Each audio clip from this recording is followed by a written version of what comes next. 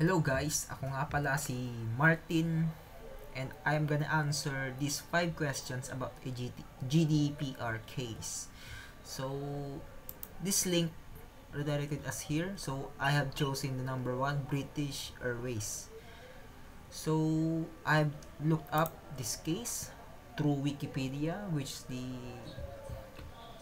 sa nahanap ko ito yung pinaka-informative. So, let's start. So, quick reading. So, in summer 2018, a data breach affected almost 400,000 customers of British Airways, of which almost 250,000 had their names, addresses, credit card numbers, and CVV codes was stolen. The attack gained access to British Airways systems via the account of a compromised third party and escalated their account privileges after finding an unsecured administrator password.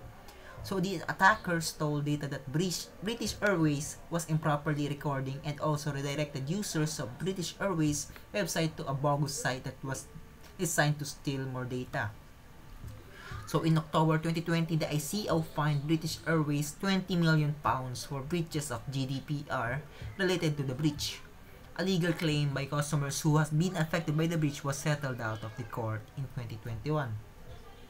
So let's answer the first question.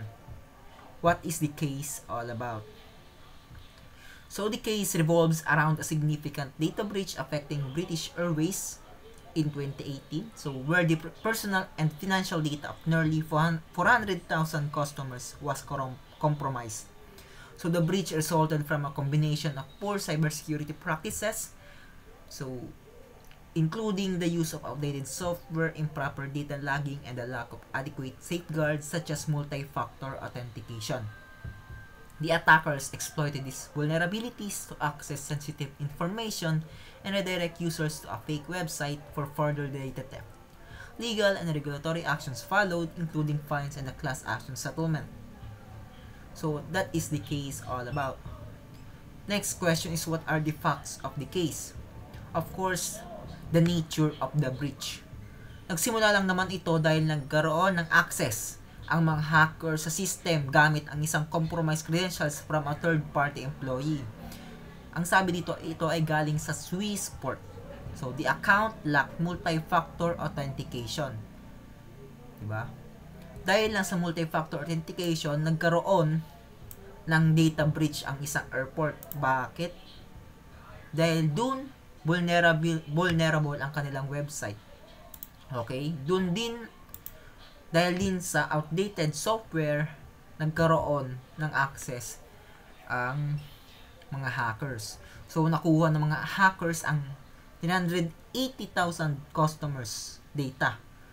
So, ang data na ito nagkakaroon ng names, address, at ang importante, credit card numbers, expiration date, at CVV codes. So, dahil ang British Airlines ay gumagamit ng lumang software, gumamit ang mga hackers ng JavaScript library na modernizer to redirect users to a fake domain, baways.com. Okay, dito. So, syempre, na-discover din ng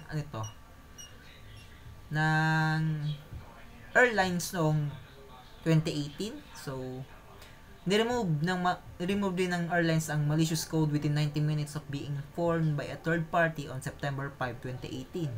So, ni-notify rin naman ng BA ang mga affected customers at ang Information Commissioner's Office or ICO shortly after. So, of course, the facts is legal and financial consequences. So, ICO fined British Airlines 20 million pounds in 2020. So, reduced from an initial proposed fine of 183.39 million pounds. So, let's answer the next. What are the issues in the case? So, of course, the cybersecurity failures. Dahil lang sa pagkukulang sa authentication or multi-factor authentication on third-party accounts, nagkaroon ng data breach. Of course, data protection violations. Failure to comply with GDPR standards dahil isa itong Euro company, including securing customer data and limiting unnecessary data retention, nagkaroon sila ng fail sa pag-comply sa GDPR standards. So of course, yung issue ay yung ang tagal, di ba? Ang tagal nilang malaman dahil nagkaroon pa ng delay sa pag-discover ng airlines. Nalaman na lang ito ng September 5, 2018. Diba? Ang tagal. So, ang daming customer ang na-affect dito. Almost 400,000 customers. Okay. So, the breach was only discovered after being reported by a third party. So, highlighting inadequate monitoring and incident response systems. So, of course, the impact on customers, significant risk of financial fraud and identity theft for affected customers. And of course, the regulatory and legal ramifications. So, what is the ruling of the Europe Court or the ICO? The UK Information Commissioner's Office fined British Airways £20 million in October 2020 for GDPR violations related to the data breach. So, the fine was reduced from the initial proposed amount of 183.39 million, citing the financial impact of the COVID-19 pandemic. So, the ICO cited failures in British Airlines cybersecurity measures, such as the lack of multi-factor authentication, outdated software usage, and improper storage of sensitive data. So, of course, the affected customers pursued compensation through a class action lawsuit, which was settled out of court in 2021. So, let's answer the last question. What are my takeaways from this case? Unang-una, ang pinaka natutunan ko dito ay ang paggamit ng multi-factor authentication. So, dapat kung ako ang magkatrabaho sa isang gantong kumpanya, uunahin ko ang authentication dito dahil sa critical accounts ay dapat nag-require lagi ng multi-factor authentication to prevent unauthorized access like GCash. So, bago ka makalagin, hindi lang dapat ilalagay yung PIN mo, makaka-receive ka rin dapat ng code mula sa iyong phone number to enter it to the login process. Diba? Yun ang isang example ng isang multi-factor authentication. Pwede rin isend sa email or SMS, pero mas maganda sa SMS. Okay? Next is regular software updates. Dahil sa pagkaluma ng isang website na ito, gamit ng isang malaking competitor ng airlines na yan, napakadaming customer ang gumagamit niyan. Kaya hindi dapat naluluma ang systems or data na ito. Dapat merong regular software updates. Kasi outdated software with known vulnerabilities, yung walang multi-factor authentication, I can be vulnerable or can have a significant weak point in security systems. And of course, the secure data handling. Okay?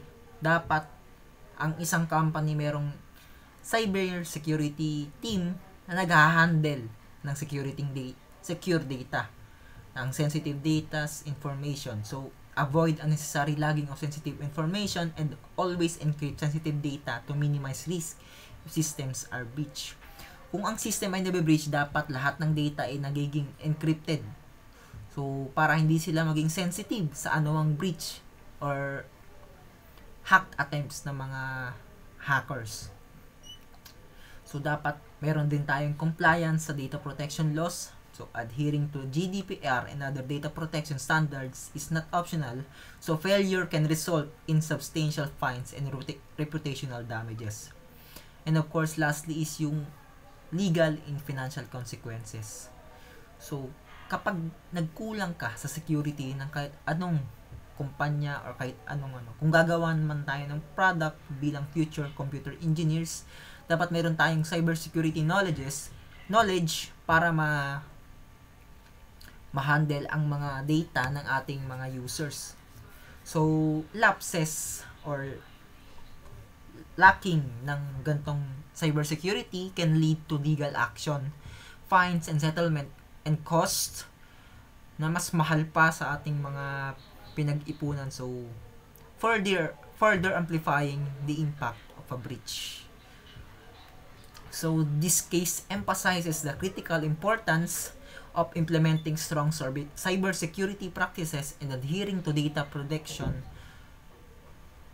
protection regulations to safeguard customer trust and avoid legal repercussions.